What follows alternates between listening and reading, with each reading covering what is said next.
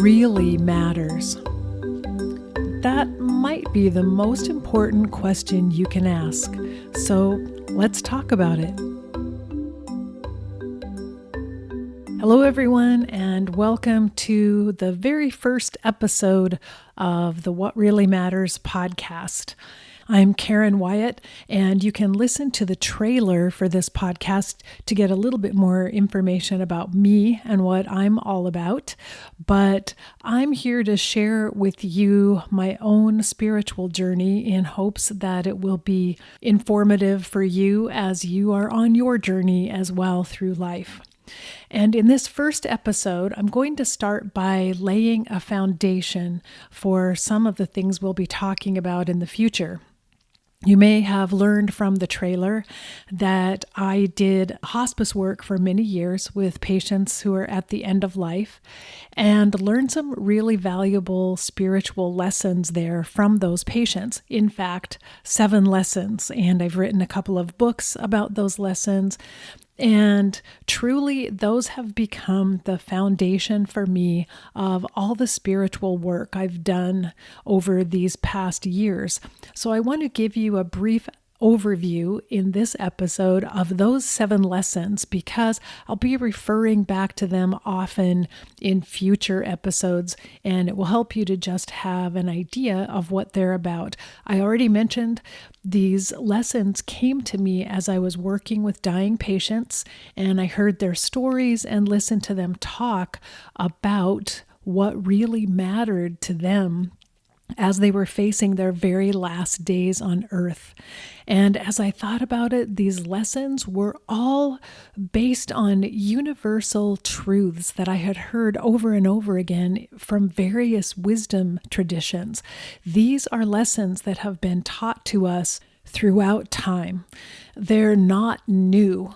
But as I said, they are universal. So these are lessons that apply to all of us living here on planet Earth, that all of us can benefit from, and that all of us need to remember, because I believe these 7 lessons are the key to truly growing and transforming in our spiritual lives, but also to find deeper meaning and peace in life, and to truly become our very best selves.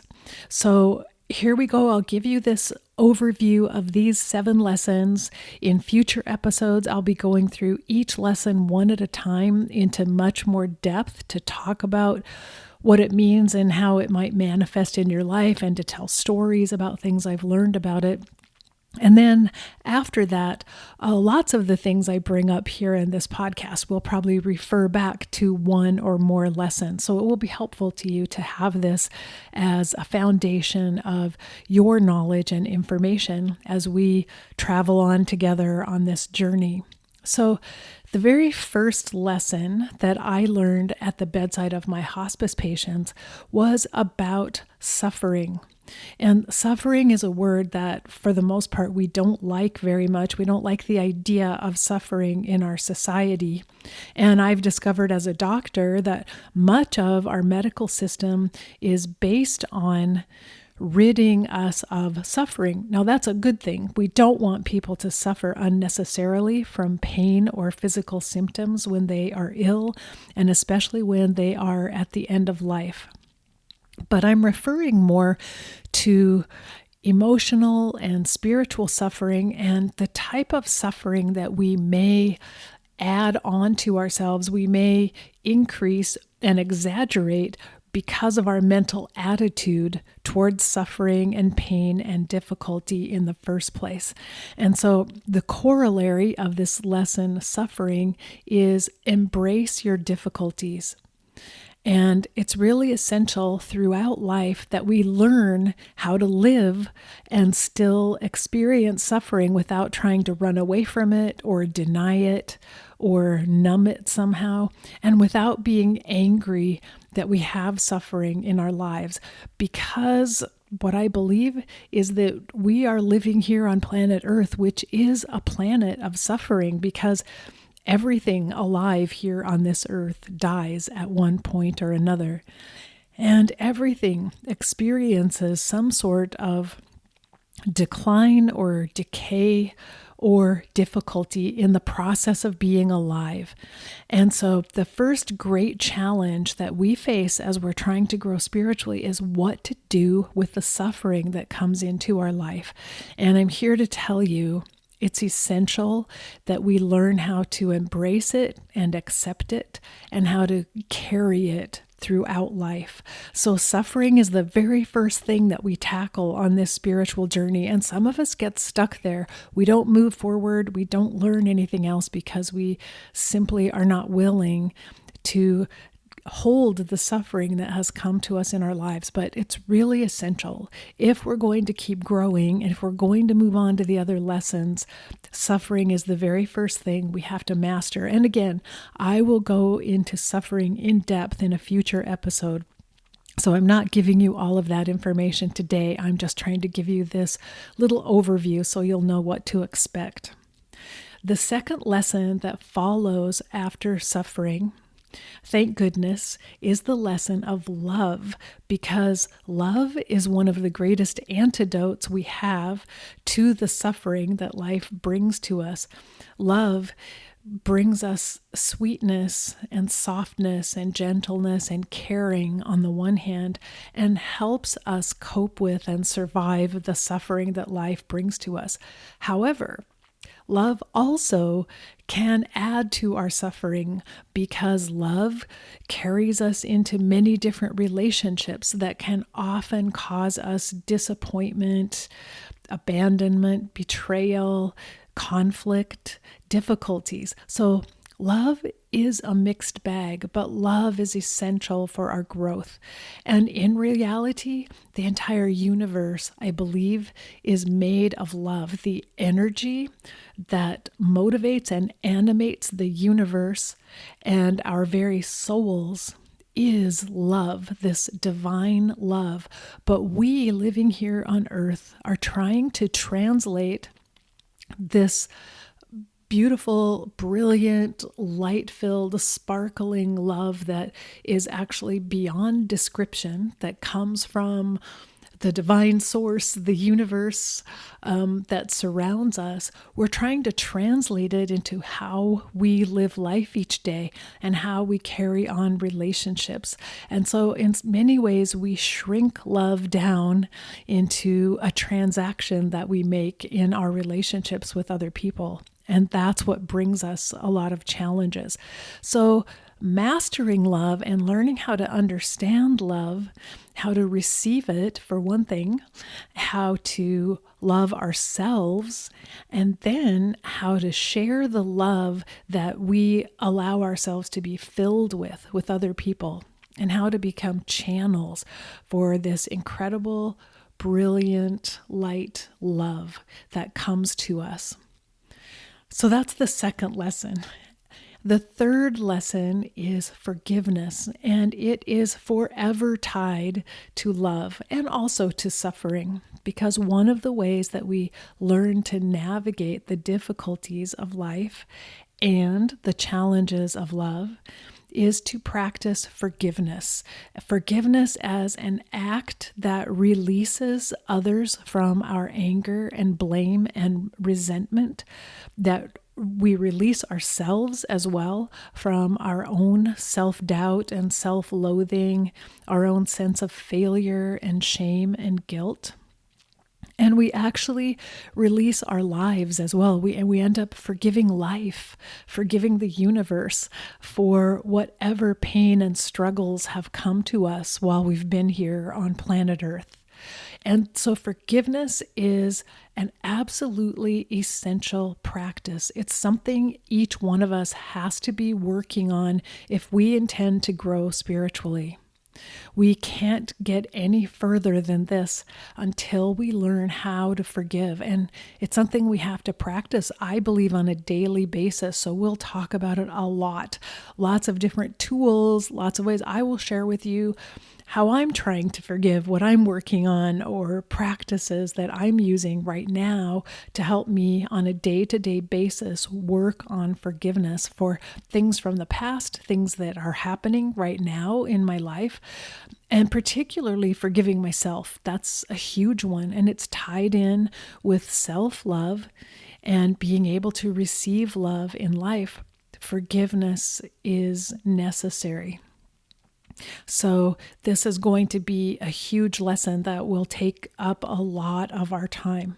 The lessons that come after this are essential for us to really grow and expand our consciousness. But as I said before, we don't get there until we learn how to forgive, because forgiveness actually releases some of our energy that we have tied up in old memories, stagnant old memories, old wounds, old pain that we're carrying with us and keeping alive. We maintain those old wounds by feeding them with our life energy, actually. And forgiveness unties those memories, allows the energy to be released, and gives us much more life force for this present moment, which happens to be the fourth lesson. Living in the present is the very next lesson that we begin to learn. But as I said, forgiveness is essential. That's what releases all of our old stuck energy and gives us more time, more fluidity, more ability to focus on the present moment. So the present moment is a really profound lesson when you begin to recognize that you actually don't live much of your life in the here and now, right here, focusing on this moment. Much of the time, your mind is either going backwards, reviewing past events, wondering what you might have done differently, blaming someone else, being upset about something, or feeling regret within yourself about a choice you made in the past. Or your mind is jumping into the future, worrying about what will happen tomorrow. How will I get through that? What will I do? Making lists in your head of things you need to remember and prepare for.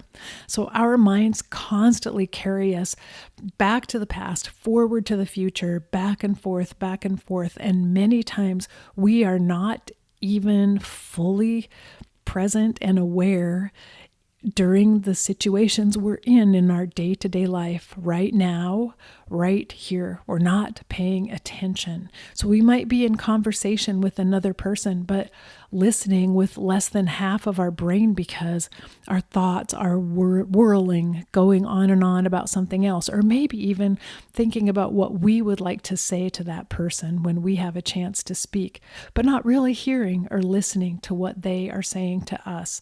That is such a common occurrence. We all do that all the time. And also to be preparing a meal and not paying attention to what we're doing, to be eating that meal and not really tasting the food, to be watching a movie but distracted, so we're not really even listening or hearing what's happening, to be walking around out in nature and not even notice how green the grass is, or seeing the flowers that are blooming in our neighbor's yard, or seeing the beautiful clouds that are floating by overhead, completely missing all this beauty and love and joy that's around us in the present moment, because our minds are not capable of just settling and being still in the present. So this is a key lesson also for us as we move forward. But again, we have to master forgiveness before we can fully come into the present moment and begin to take advantage of it as a way of calming ourselves, of becoming still, and of really filling our life full of these very special moments that are around us all the time, but we might be completely missing.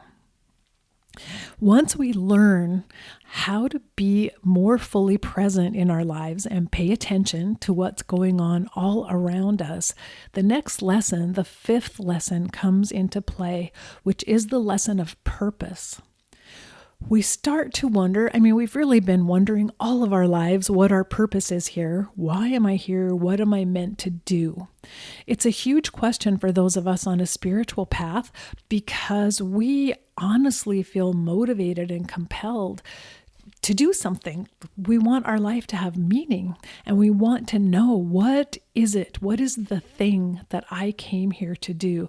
And so purpose is very important to us. We want to live a life that was worth something, that had value. And I can tell you, the vast majority of my hospice patients were asking questions like this at the very end of their lives. What was I here for? Why did I come here? Did I accomplish anything? Did my life mean anything at all, or did I squander it? Did I waste every breath I had here during this lifetime?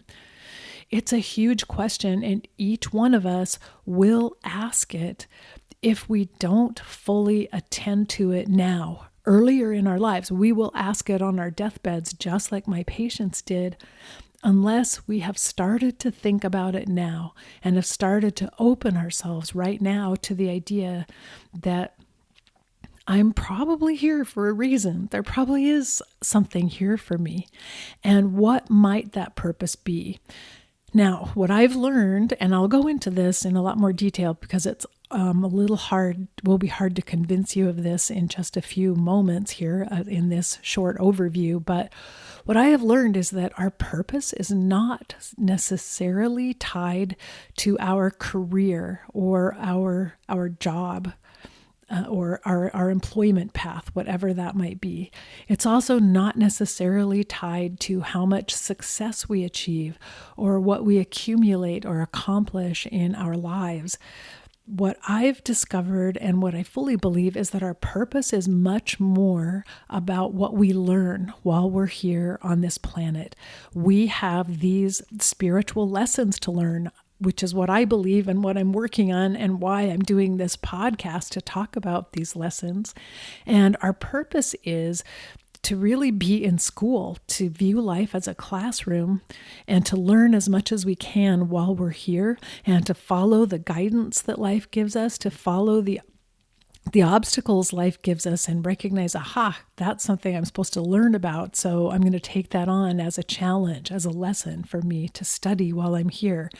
And that life is much more about what we learn than exactly what we do for our career. Now, it's possible, though, that your career that you've already chosen or one that you will choose in the future is the perfect place for you to learn some of the lessons that you came here to learn.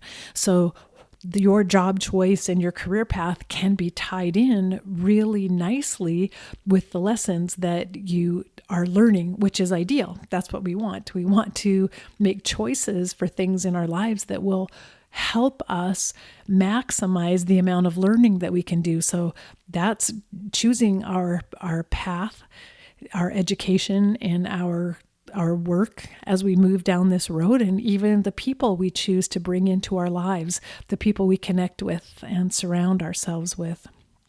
Those people are also part of that learning experience. But for me, it makes sense if we focus on purpose as being something just bigger than the job I have right now, the way that I make money right now. Purpose is something beyond and outside of that. And I can fulfill my purpose of learning lessons through any job, whatever job I'm able to get right now, whether it's on, part of my chosen career path or not, whatever employment I have or whatever path I'm on, I can learn what I need to learn. And so I can be fulfilling my purpose even if I don't have the career I've always dreamed of in the past. So just think about that for a while. We will talk in a future episode in a lot more depth about that particular lesson. So following purpose, once we begin to start to settle into this idea, we're here to learn and we're working on lessons, we're learning things as we go, and that's how we are fulfilling our purpose. The sixth lesson comes up as something for us to work on as well, which is the lesson of surrender. because in order to truly learn these lessons that life is bringing us at some point or another, we have to learn how to let go of our expectations for how life was supposed to turn out, what we thought would happen in our lives. We have to learn how to just accept life as it is and let it be. So this lesson of surrender is very important for us as we continue to move on. The more we can surrender, the more we will discover our purpose unfolding for us moment by moment, the more we'll be able to stay in the present moment, the more we'll be able to forgive and love and cope with the suffering. I'm hoping you get the idea of how all these lessons flow together ultimately. They all help each other out.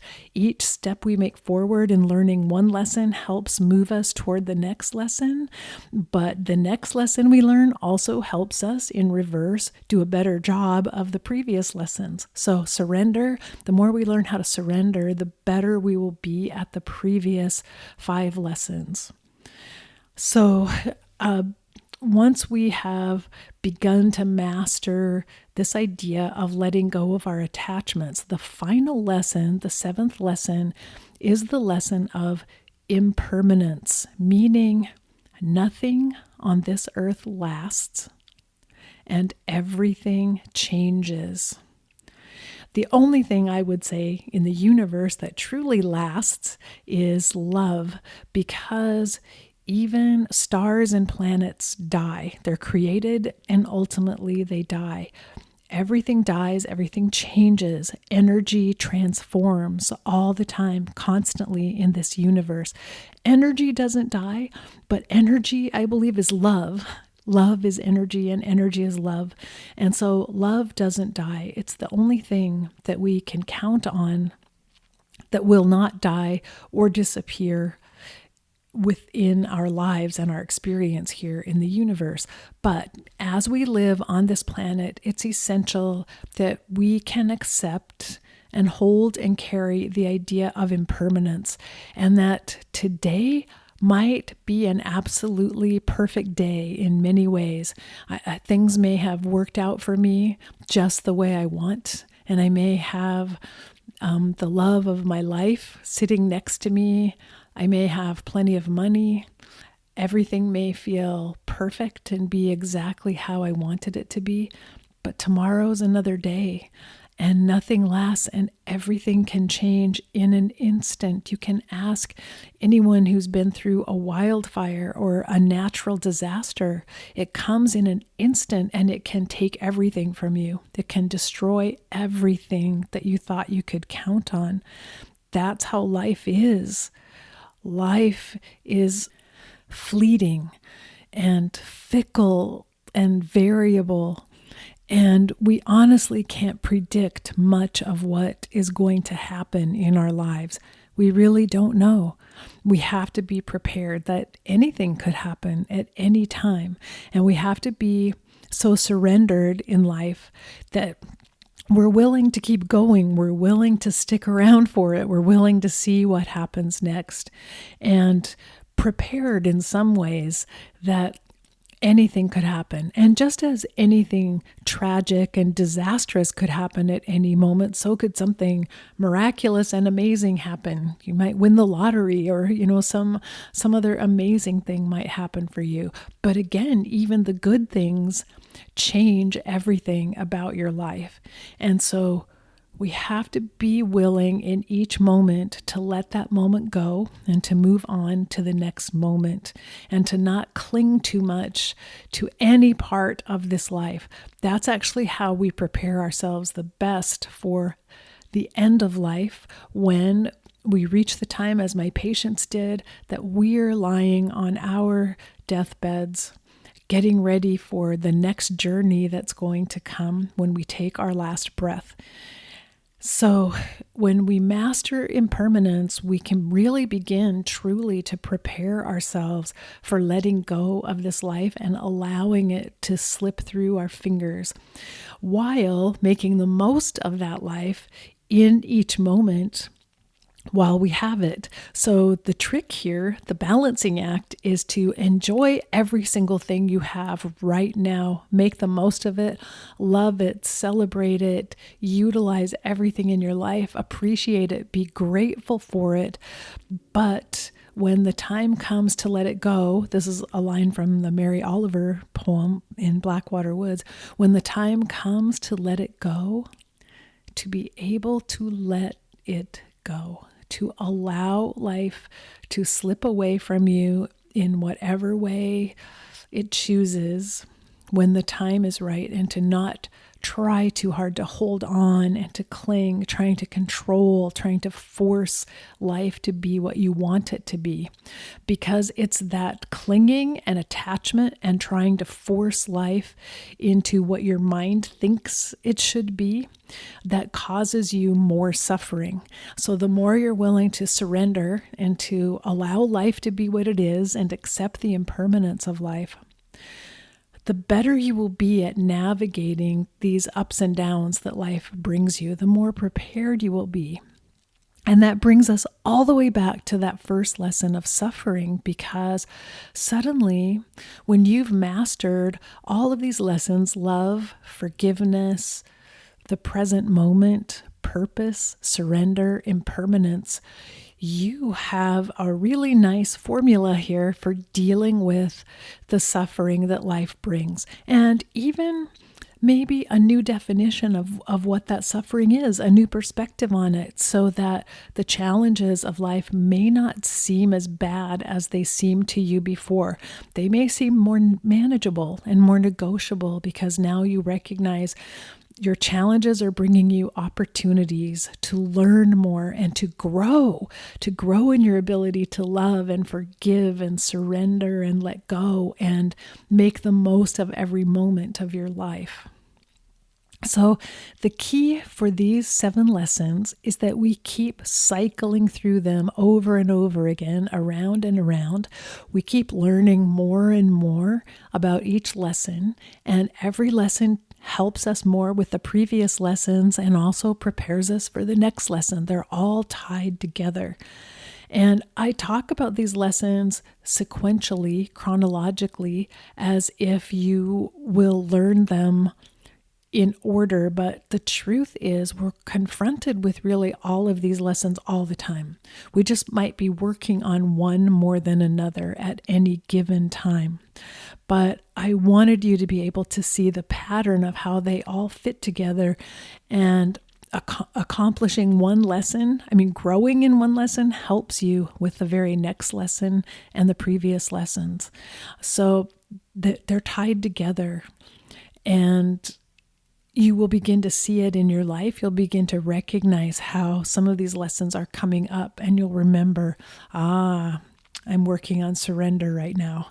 That's what this is about. I've got to focus on surrendering. So I wanted to just give you this little outline and overview of these 7 lessons. And as I said, in the next 7 episodes, we'll go into each one of the lessons in greater detail so that you have a better understanding of what I'm talking about.